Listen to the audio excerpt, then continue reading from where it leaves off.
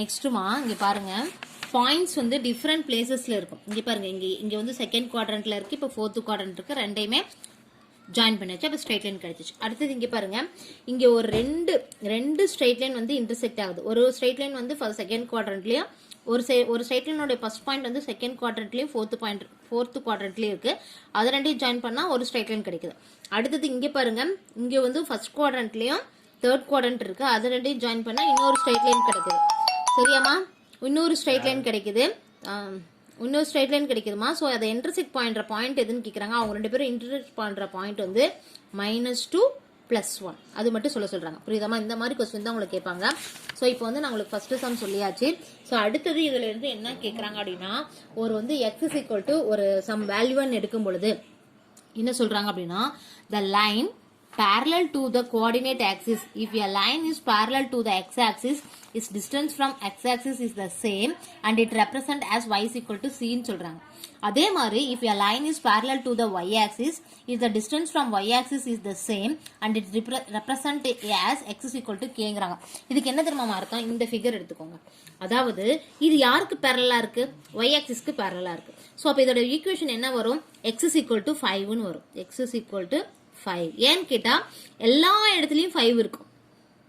x வந்து different ஆகும். அப்ப x = 5 அப்படிங்கறத நம்ம எப்படி டிரா பண்ணலாம்? இப்படி தான் டிரா பண்ணணும். அப்ப அவங்க என்ன சொல்றாங்க,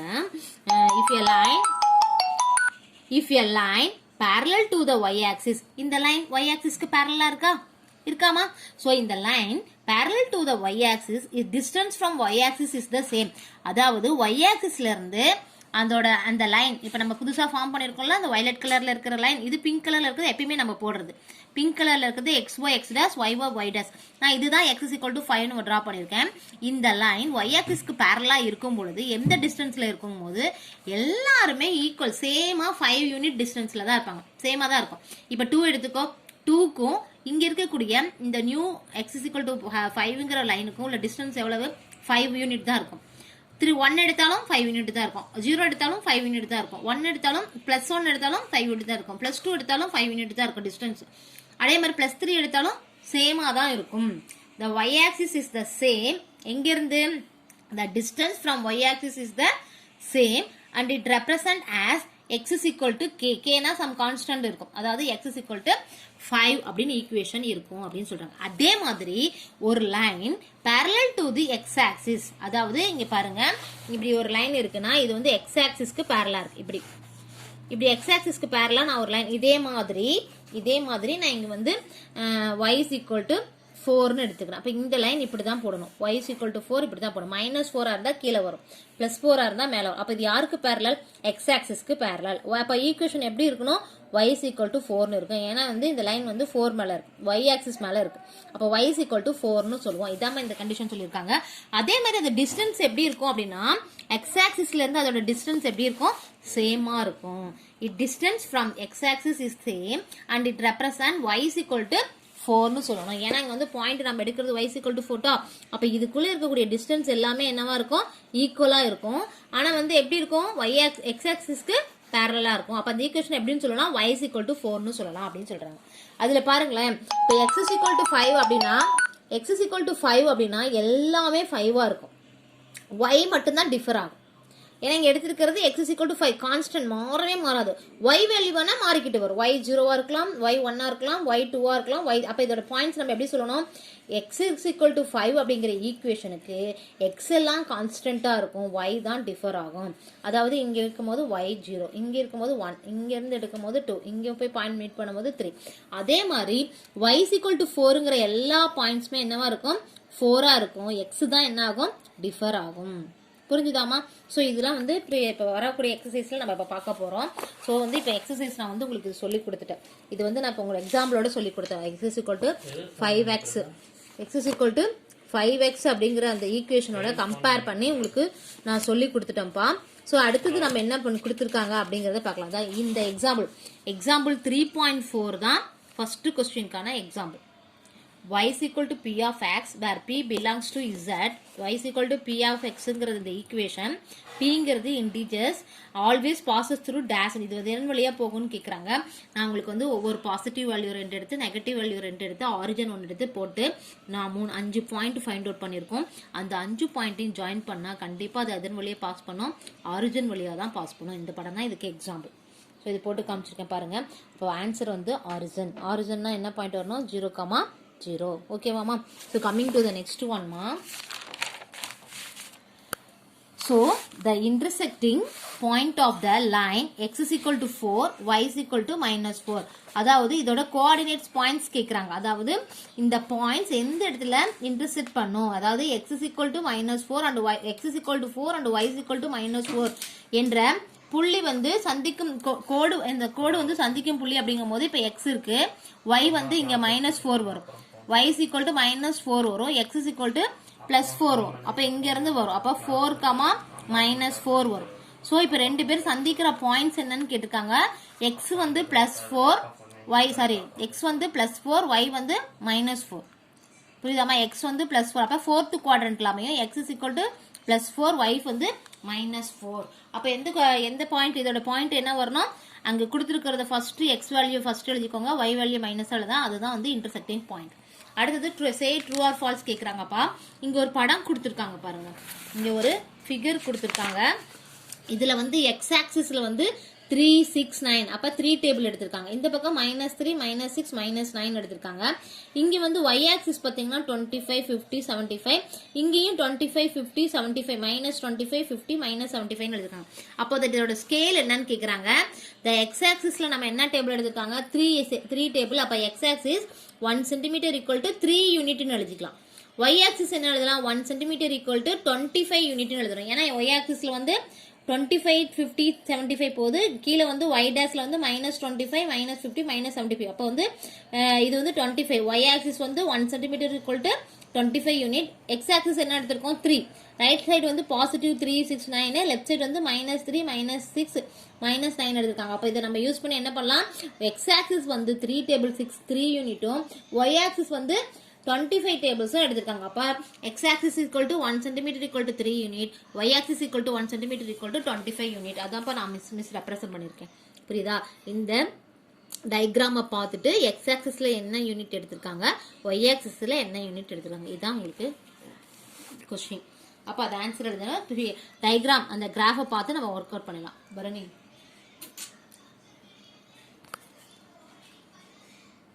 சரியாமா? அடுத்து பாருங்க, சே true or false. The points 1,1, 2,2, 3,3 lies on a same straight line. இது வந்து ஒரு straight lineல அமையுமா அப்படின்னு கேக்குறாங்க. இங்க பாருங்க கிராஃப்ல இது வந்து x, x dash, இது origin. இது வந்து y, y dash. இப்ப பாருங்க 1,1 அப்படின்னா இங்க குறிப்போம். அடுத்து 2,2னா இங்க இருந்து 2, y axisல இருந்து 2. அடுத்து 3,3 னா x axisல இருந்து 3, y axisல இருந்து 3. புரியுதாமா? Starting from 0, move 1 unit on x axis, along x axis.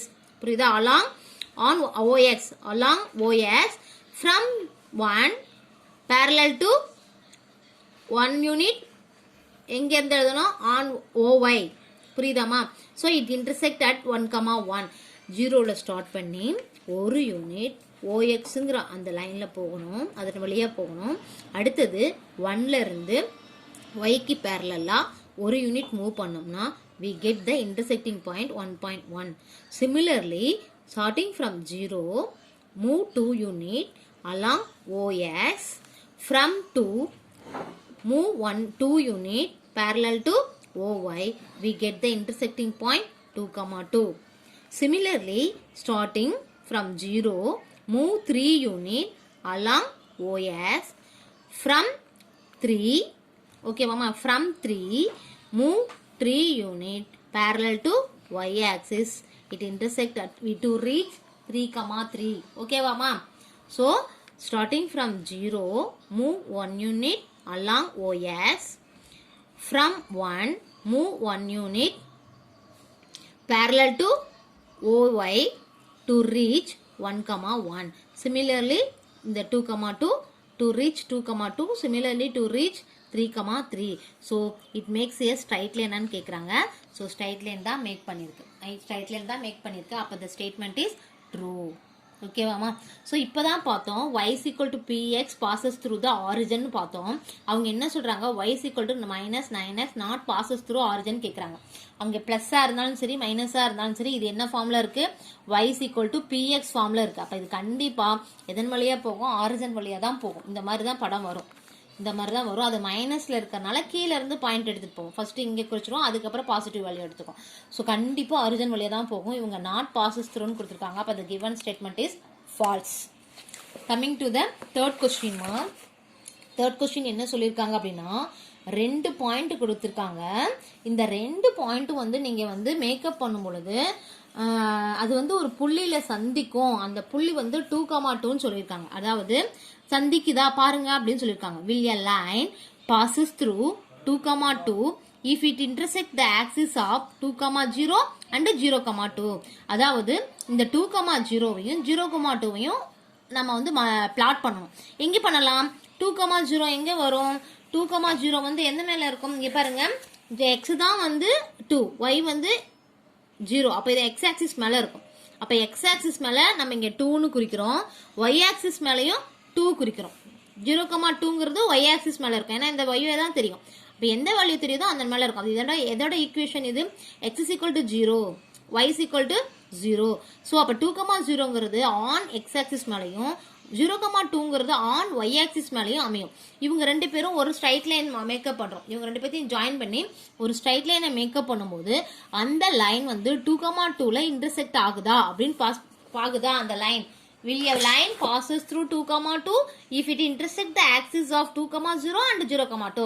இந்த ரெண்டு பாயிண்ட் நம்ம வந்து மேக்கப் பண்ணும்பொழுது ஃபார்ம் ஆகுற அந்த லைன் இங்க 2,2ங்கிற பாயிண்ட்ல இன்டர்செக்ட் ஆகுதா அப்படின்னு கேட்குறாங்க. Yes or not. ஓகேவாமா? ஸோ நான் டிரா பண்றேன். அப்ப 2,0 அப்படிங்கிறது ஆன் எக்ஸ் ஆக்சிஸ் மேல இருக்கும். எங்க இருக்கும் வேணா நீ வந்து குவாட்ரண்ட் போட்டுக்கோ, மிஸ் போடல.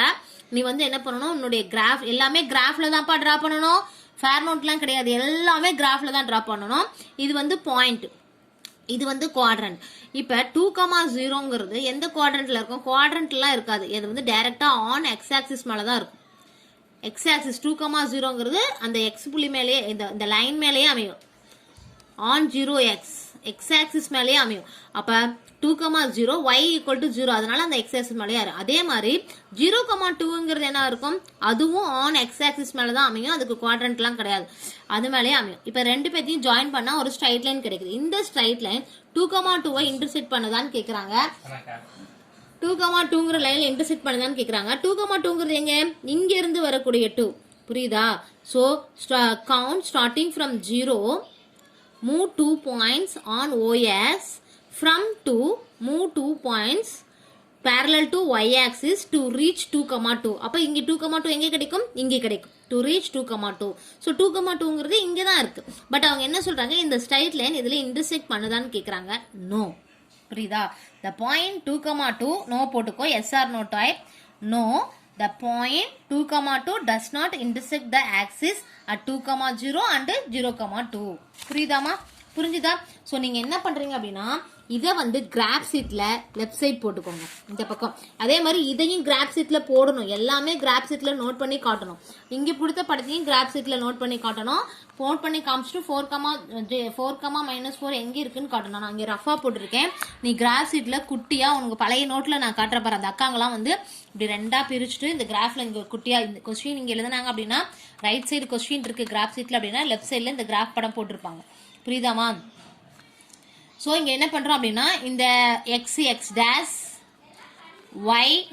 y டேஷ் ஆரிஜன் போட்டுட்டு +4 இங்கே இருக்கும். அந்த பாயிண்ட்டை கூட காட்டுங்க. -4 இங்கே இருக்கும், -4 இங்கே இருக்கும். அப்போ move starting from 0 move 4 unit along on OS. From 4 move 4 unit parallel to the x-axis, parallel to the x-axis to reach 4,-4 அப்படின்னு சொல்லிட்டு நம்ம என்ன பண்ணணும், இந்த பாயிண்ட்டை கிராஃபில் ஒரு ஓரமாக போட்டு காட்டணும். அதே மாதிரி இதுலேயும் கிராஃப் இந்த கொஸ்டின் வந்து ரைட் சைடு இருக்கணும், கிராஃப் வந்து லெஃப்ட் சைடு இருக்கணும். அதே மாதிரி இந்த கொஸ்டின் ரைட் சைடு இருக்கணும், இந்த படமும் இருக்கணும். நான் மிஸ் போட்டு காமிச்சிருக்க படம் லெஃப்ட் சைடு இருக்கணும். அதே மாதிரி இந்த கொஸ்டினும் ரைட் சைடு இருக்கணும், இந்த படம் லெஃப்ட் சைடு இருக்கணும். அதே மாதிரி இந்த question third question right side இருக்கணும், தேர்ட் கொஸ்டின் ரைட் சைடு இருக்கணும். இந்த பாக்ஸ் வந்து ரைட் சைடு இருக்கணும். தேர்ட் கொஸ்டினும் இந்த பாக்ஸும் ரைட் சைடு இருக்கணும். இந்த ஸ்கேலு இந்த கிராஃப் எல்லாமே லெஃப்ட் சைடு இருக்கணும். இந்த ஆன்சர் வந்து ரைட் ஹேண்ட் சைடில் இருக்கணும். ஆன்சர் எங்கே இருக்கணும்? ரைட் ஹேண்ட் சைடில் இருக்கணும். நான் எல்லாமே ஒன்றா போட்டு காமிச்சிருக்கேன். ஸோ இந்த கிராஃபை லெஃப்ட் சைட் போட்டுட்டு இந்த ஆன்சரை ரைட் ஹேண்ட் சைடில் எழுதணும். ஆன்சர் இது ஃபஸ்ட்டு கொஸ்டின் இருக்கணும், அப்புறம் இந்த டேபிளர் காலம் இருக்கணும், அப்புறம் இது இருக்கும். இதெல்லாம் ரைட் ஹேண்ட் சைடு. இது வந்து இந்த கொஸ்டின் வந்து ரைட் ஹேண்ட் சைடில் எழுதணும். இந்த டேபிளர் காலமும் ரைட் ஹேண்ட் சைடில் எழுதணும். இந்த ஸ்கேல் வந்து லெஃப்ட் ஹேண்ட் சைடில் எழுதணும். இந்த படமும் லெஃப்ட் ஹேண்ட் சைடில் போடணும். லெஃப்ட் ஹேண்ட் சைடில் போட்டுட்டு ஆன்சரை ரைட் ஹேண்ட் சைடில் எழுதணும். No, the point 2,2 does not intersect the axis at 2,0 and 0,2 அப்படின்னு சொல்லுங்க. புரிஞ்சுதாமா? அடுத்து ஃபோர்த் கொஸ்டின் கேட்குறாங்க பாருங்க. என்ன கேட்குறாங்க அப்படின்னா 4,2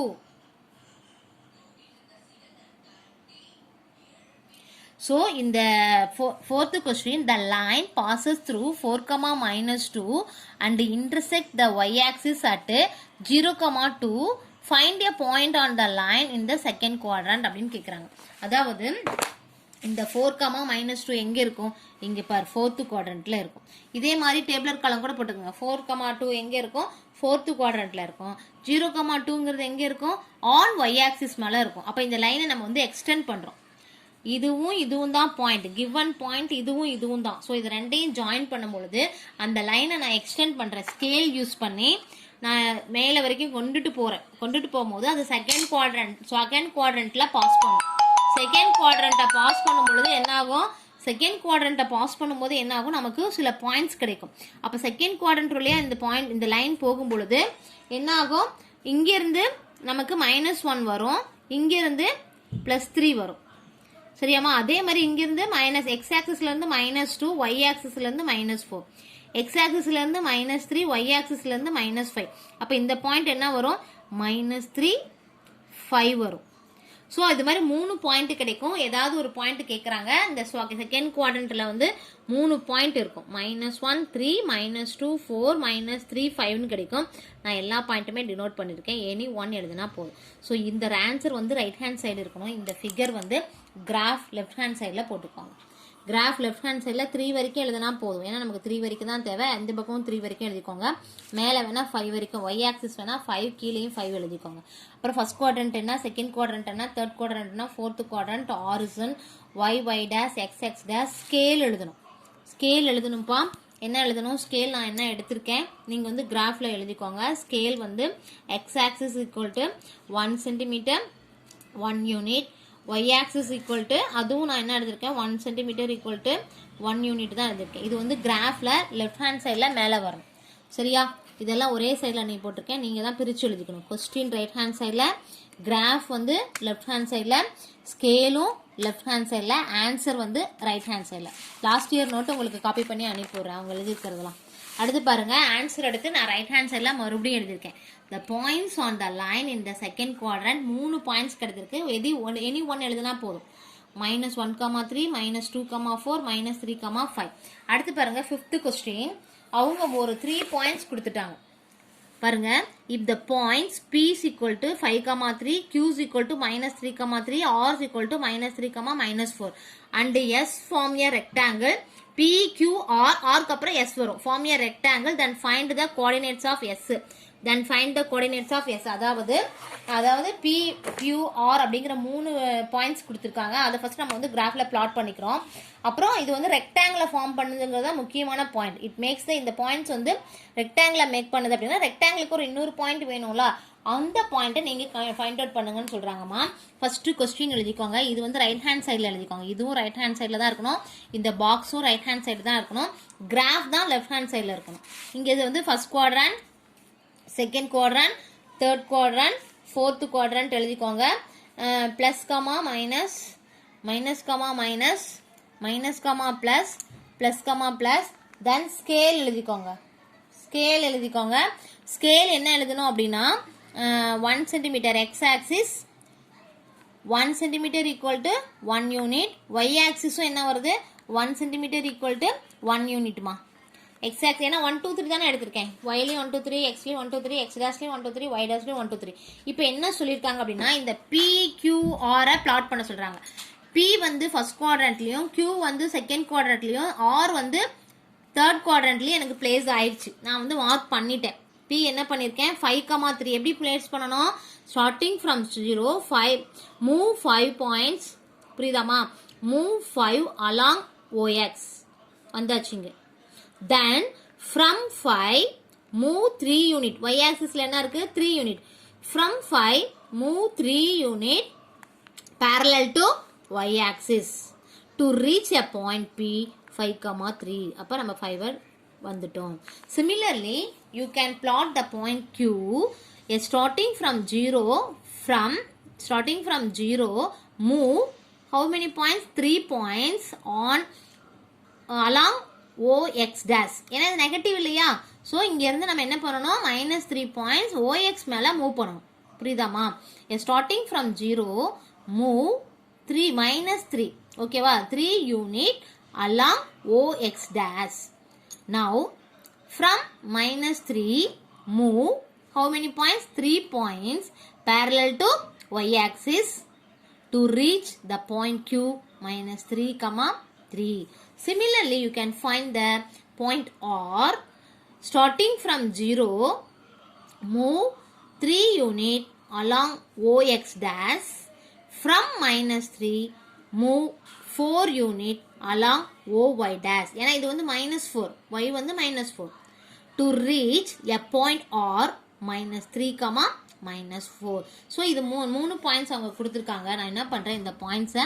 ஜாயின் பண்ணுறேன் இந்த பாயிண்ட்ஸை ஜாயின் பண்ணணும் இப்போ 3 பாயிண்ட்ஸ் தான் கொடுத்துருக்காங்க இந்த 3 பாயிண்ட்ஸை ஜாயின் பண்ணாதான் நமக்கு என்ன கிடைக்கும் அந்த 3 பாயிண்ட்ஸை ஜாயின் பண்ணாதான் நமக்கு என்ன கிடைக்கும் அந்த S கிடைக்கும் Pயையும் Qயையும் ஜாயின் பண்ணுறேன் தென் Qயையும் ஆரையும் ஜாயின் பண்ணுறேன் ஃப்ரம் திஸ் நம்ம என்ன பண்ணணும் எஸ் ஃபைண்ட் அவுட் பண்ணணும் இங்கே பாருங்க எஸ் நம்ம கிடைக்கணும்னா ரெக்டாங்கிள் ஷேப் கிடைக்கணும் இப்போ பாதி படம் ப்ளேஸ் பண்ணியாச்சு அப்போ நான் என்ன பண்ணுறேன் இங்கே இருந்து Pல இருந்து 5 இதுதான் நம்ம மூவ் பண்ணணும் இங்கே 5ல இருந்து புரியுதாமா இங்கே 5ல இருந்து starting from 0 5 unit move 5 unit along OX okay starting from 0 move 5 unit along OX அப்போ இங்கேருந்து நான் இங்கே வரணும் இங்கே வந்தாச்சு தென் ஃப்ரம் 5 ஹவு மெனி யூனிட்ஸ் இங்கே இருக்க R கிட்ட YA -4 from 5 move 4 unit parallel to Y dash axis ஏன்னா இங்கே -4 வருது அப்போ இங்கேருந்து நான் மூவ் பண்ணும் பொழுது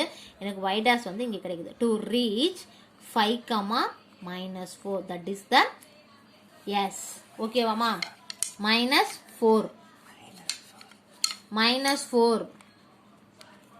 ஓகேவாமா ஸோ இப்போ நம்ம இந்த எஸ் பாயிண்ட் ஃபைண்ட் அவுட் பண்ணிட்டோம் ஸோ அந்த எஸ் பாயிண்ட் வந்து 5, -4 அப்படி எடுக்கும் பொழுது மட்டும்தான் அது என்ன ஆகுது ரெக்டாங்கிளை ஃபினிஷ் பண்ணுது த ஷேப் ரெக்டாங்கிளை கம்ப்ளீட் பண்ணுது ஸோ இந்த பாயிண்ட் மட்டும் நாம் ஃபைண்ட் அவுட் பண்ணோம் அப்போ இந்த டயக்ராமில் நான் ஒரு கேப் விட்டு வச்சுருக்கேன் இந்த பாக்ஸில் ரைட் ஹேண்ட் சைடில் தான் நம்ம பாக்ஸ் போட போகிறோம் ஸோ அப்போ எஸ்ங்கிறது என்ன 5, -4 அது எந்த குவாட்ரண்ட்டில் அமையும் 4th குவாட்ரண்ட்டில் அமையும் புரிஞ்சுதாமா ஸோ இந்த கொஷினும் இந்த டேபிளர் காலமும் ரைட் ஹேண்ட் சைட் போட்டுக்கோங்க இந்த டயக்ராமில் ஃபஸ்ட்டு PQRஐ பிளாட் பண்ணிட்டு அதை ஜாயின் பண்ணுங்க from this we can easily find the fourth point yes so what is that 5, -4 that is for plot on the 4th quadrant ஓகேவாமா ஸோ அந்த எஸ் பாயிண்ட்டை ஃபைண்ட் அவுட் பண்ண சொன்னாங்க அதை நம்ம ஃபைண்ட் அவுட் பண்ணிட்டோம் தட் இஸ் 5, -4 இன்னைக்கு இந்த கிராஃப் போதும்